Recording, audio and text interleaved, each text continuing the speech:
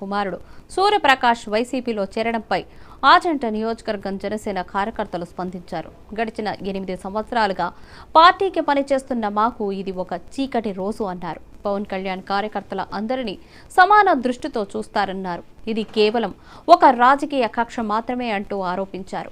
ఇప్పటికీ చేగొండి హరిరామ జోగయ్య కుమారుడిగా తప్ప చేగొండి సూర్యప్రకాష్గా ఆయనకు గుర్తింపు లేదు అని విమర్శించారు. ప్రకాష్కు గుర్తింపు తెచ్చింది పవన్ అని, అది మర్చిపోయి వ్యవహరిస్తున్నారంటూ మండిపడ్డారు. అవినీతిపరుడైన జగన్కు కొమ్ము కాయడం అత్యంత బాధాకరమైన విషయం అంటూ ఆవేదన వ్యక్తం చేశారు.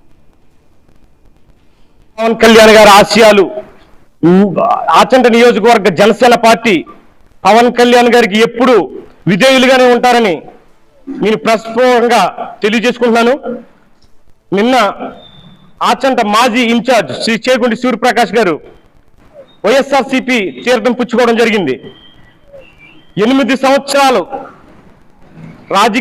జనసేన పార్టీ రాజకీయ చరిత్రలో ఇది ఒక చీకటి రోజుగా మేము గుర్తిస్తున్నాం. కారణం, జనసేన పార్టీలో పని చేసినా పని చేయకపోయినా పవన్ కళ్యాణ్ గారు అందరినీ ఒకే దృష్టితో చూడడం జరిగింది. అలాగే ఈరోజు చేగొండ హరిరామ జోగయ్య గారి అబ్బాయి గారికి గుర్తింపు తప్ప చేగొండి సూర్యప్రకాష్ గా ఆయనకి గుర్తింపు లేదు. ఆ గుర్తింపు తెచ్చిపెట్టింది పవన్ కళ్యాణ్ గారు.